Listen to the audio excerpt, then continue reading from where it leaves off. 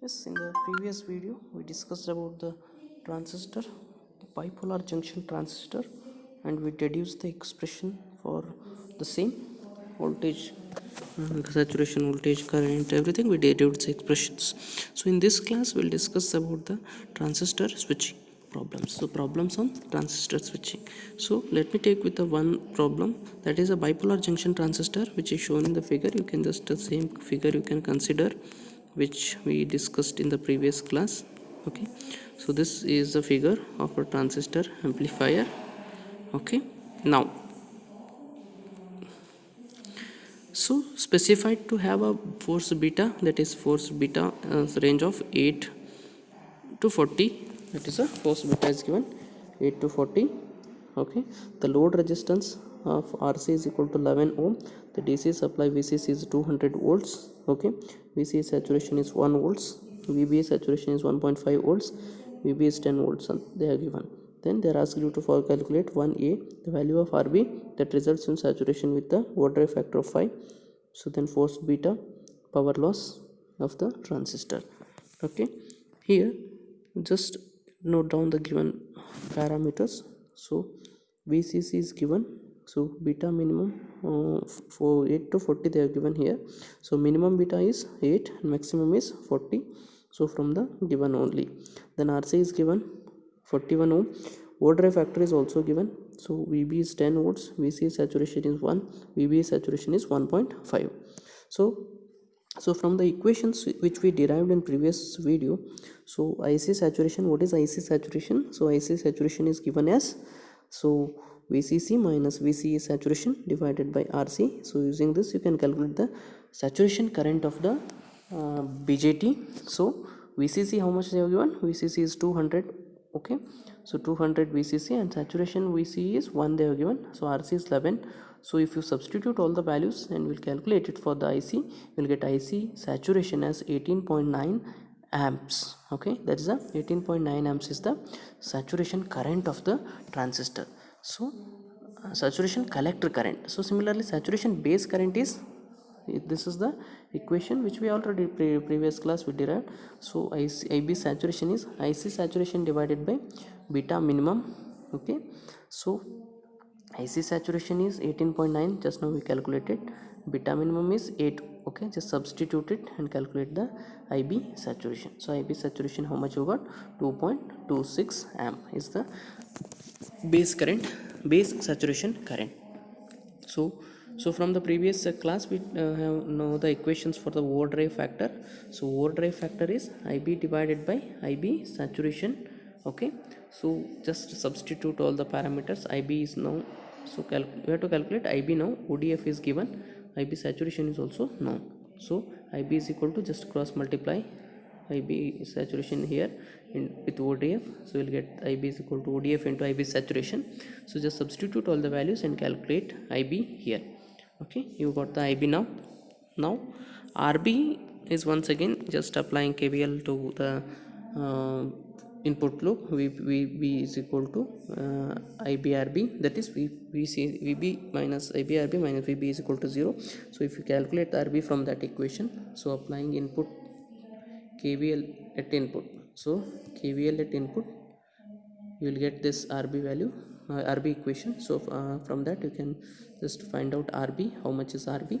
RB is VB minus VBIB, so VB is 10 they have given, VB is 1.5, so IB is, they have given IB calculated here, it is 11.33. substitute all the values, so you'll get the RB as 0.7522. Next, forced gain, forced beta or forced gain equation is already given in the previous class. So forced beta can be calculated as IC saturation divided by, so IB value, that is IB is the base current. So if you substitute the IC saturation current, so saturation current which we already calculated in the above, so with the base current, that is also we calculated. So if you substitute both IB and IB and IC saturation in this equation, so you'll get the beta forced or forced gain, so it is 1.6. Now power loss in the transistor, as I said, power loss equation is also given. It's a sum of input and output power. So input power and output power, total power loss in the transistor is sum of these two. So PT is VB IB, VCE IC. So if you substitute all the VB is known and IB is known, VCE is known, IC is known, everything is the known factor. So if you substitute all the parameters, you will get the power loss. So how much power loss you will get? So here 35 watts. 35 watts is the total power loss of the BJT circuit which they have given. So this is the equations. They are asked you to calculate force beta, power loss, and yes, force beta, power loss, and RP. So we have calculated all the values. So next is the second problem. Here for a switching circuit which is shown in here in the figure, calculate the force gain of the transistor and then the minimum overdrive factor. If the manufacturer specified beta is 10 volts, okay, 10, then the power loss also of the transistor also you have to calculate. The circuit is given, and you just list out what are the given parameters from the circuit. Okay, so these are the some of the given parameters. So VCC, VB, RB, RC, saturation voltage, okay, VB saturation, force beta, everything. So given parameters are listed here. These are the given. So just recall the equations which we derived in the previous video, and they asked you to calculate. First is force gain. Force gain equation. What is force gain equation?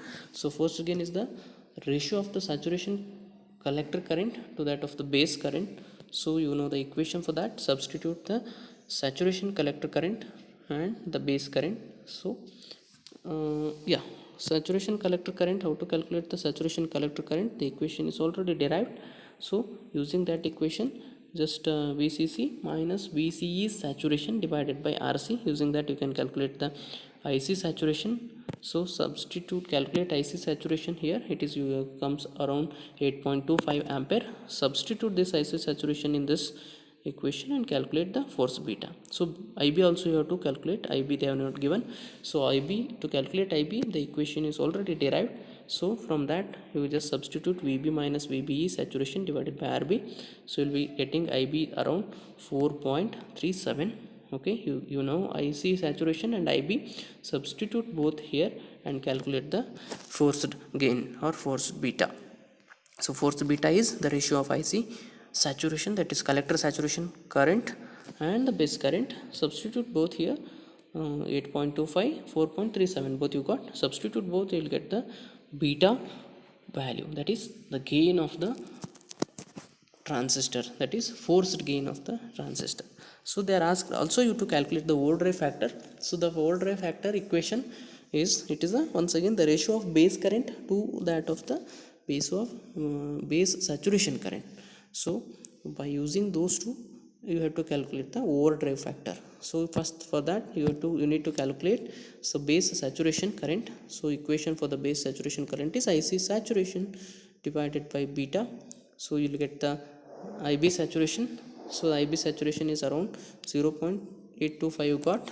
Then overdrive factor, so substitute IB divided by IB saturation, substitute this here, IB is known, so you will get the overdrive factor.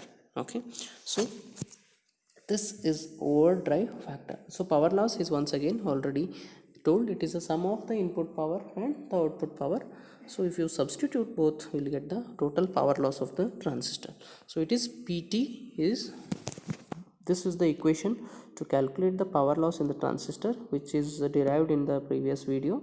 So substitute all the VBE, IB, VCE, IC, okay, and find out how much is the power loss in the transistor. So if you substitute all the values here, and you will be getting around the power loss will be 14.8 watts is the total power loss of the particular transistor. Okay, so that's about the power transistor. Such type of problems you may expect from the transistors, okay, BJT, bipolar junction transistors. So such type of problems, that is finding out the overdrive factor, finding out the total power loss, okay, so find out the beta value. So such type of problems may appear. So these two are the sample problems. Okay, so the rest of the problems you will give you in your assignments, you can just practice those things also. Okay, so right, next is we have a base, transistor base, so then you have to control the base current also.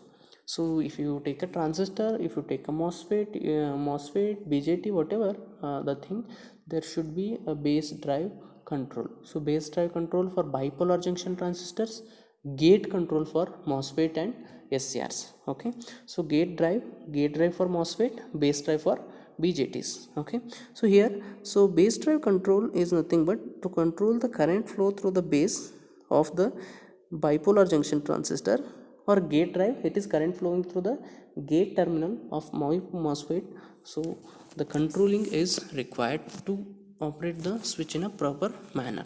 So such type of controlling is called as gate drive control or base drive control. So in particular gate drive control of MOSFET we will discuss in the next class, but here in this class we will discuss about the base drive control of bipolar junction transistor. What is base drive control? So as I said, so by giving a proper gate supplies or gate supply or a base voltages to your switches, we can control the operation of the switches. So these are transistor switches are some of the fully controlled switches. So you can control the operation of these switches by the proper gating signals or by proper base voltages.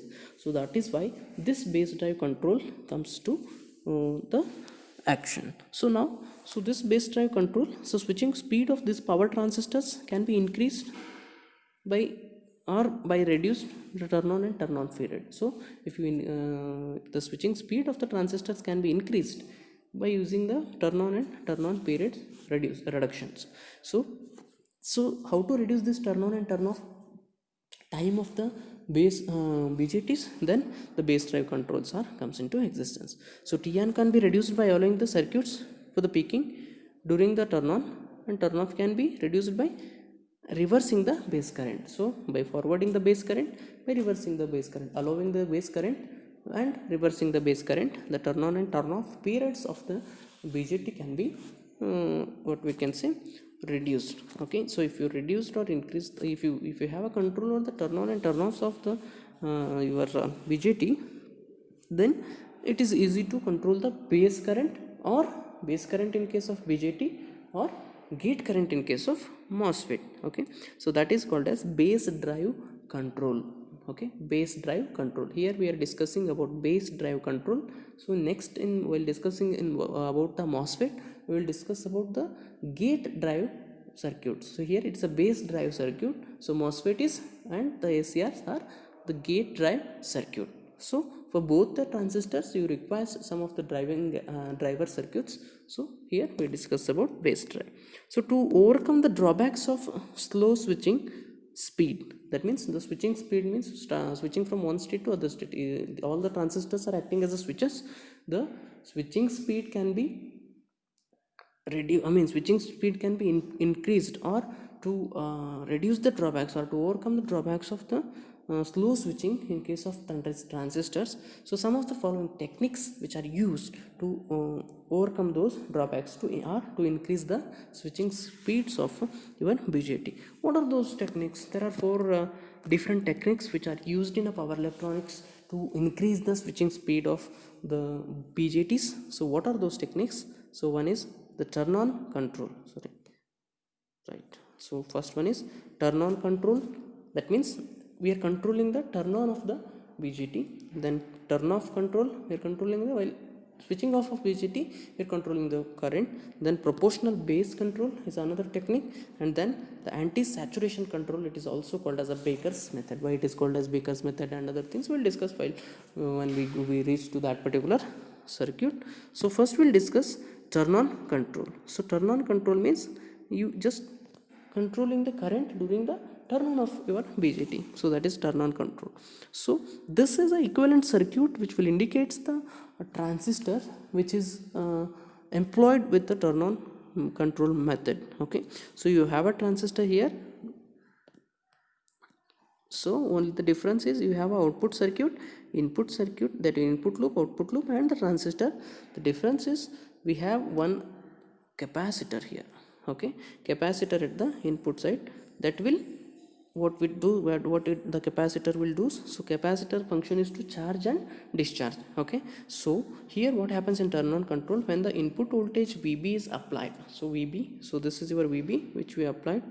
So when the input voltage VB is applied, okay, the capacitor which is connected at the base of the transistor starts charging. Okay, so capacitor C1 which acts as a short circuited, and hence the current across which becomes more. So as the capacitor is shorted, then the current which is flowing through the base becomes more. So then the turn on time is also becomes more. So the initial, so you see here, so you can just observe the waveforms. So T on, turn on time is more and turn off time is less. So we are, as it's a turn on control, so the turn on we are concentrating here. So as the capacitor is shorted, the current flowing through the base is increased. So as the current is increased, the turn on also increase. So the initial value of the base current so is given by IB is equal to, once again applying the KVL to the input loop. So that is IB. So if you apply KVL and find it out for the IB, you will get like this. So VB minus IB RB minus VBE. So you will get IB value. If you simplify it and calculate IB, you will get the IB is equal to VB minus VBE divided by R1 here. So we are having a R1. R2 is some negligible value of resistance is connected. So this heavy current across the base terminal, the whatever the heavy current, because of the short circuit of this capacitor, so because of this heavy current, the base terminal drives the transistor directly into the saturation mode. Okay, as I said, saturation mode, the transistors are acting as a switches. So because of why it is directly moved to the saturation mode, because the high current, the heavy current at the base terminal. So because of this heavy current at the base terminal, transistor goes to saturation mode directly, and the quick turn on will happens. Quick turn on. So turn on time is reduced here by applying the larger base current. So as the transistor directly moves into saturation mode, the quick turn on of the transistor is happens. So as we connected the capacitance at that particular point, so the charging time of this capacitor is calculated as tau is equal to, this is the equation to calculate the charging time of your capacitor, and also discharging time can be calculated using this equation, that is R1 R2 RC1 divided by R1 plus R2. So tau2 is nothing but the discharging time, that is R2 into C1. So using these two equations, you can calculate the charging and discharging time of the capacitor. Okay, so that is turn on control. So next is turn off control. So turn off control, here this is a schematic representation of a bipolar junction transistor which is connected to the turn off control technique. Okay, so here turn off control, what all the extra features we are added here. So it also having a input loop and output loop. Additional is we have a diode, one diode, capacitor, and some few resistance which is at the input side. Why it is connected and what are the role of this we'll discuss now. So if the input voltage is changed to negative value, so during the turn off process, so input voltage is changed to negative during the turn off process, then the capacitor VC is added. So capacitor VC, you can see here capacitor VC. So wait, these are the capacitors. So capacitor, if the negative supply is given, so this capacitor VC is added to the transistor as a reverse voltage. Okay, this capacitor will be injects the reverse current to the transistors. So as the capacitor discharges, the reverse voltage can be reduced to a steady state. As the capacitor is discharging the reverse voltage, so the base of the transistor is getting the less amount of current. Okay, so now the diode D1 isolates the forward drive circuits from the reverse base. So in this case, so your diode which is connected, which is reverse biased, so diode connected here which will reverse bias and isolates the forward loop and your feedback loop. So that is why the quick turn off. So as the diode, if the diode is conducting, diode is forward biased, so it is the current is flowing from here to here. So if the forward is reverse biased due to the negative supply, so here in this positive supply, so in the negative supply the capacitor discharges okay, the discharge current flows through your diodes, so and the diode is reverse biased. Because of this reverse bias of the diode, so there is no flow of current towards the base terminal. So there is no flow of current towards the base terminal. If there is no current, base current, then your transistor is goes to directly to the off state. So this is how, by interrupting the base current, okay, so we are quickly turning off the your transistor, okay.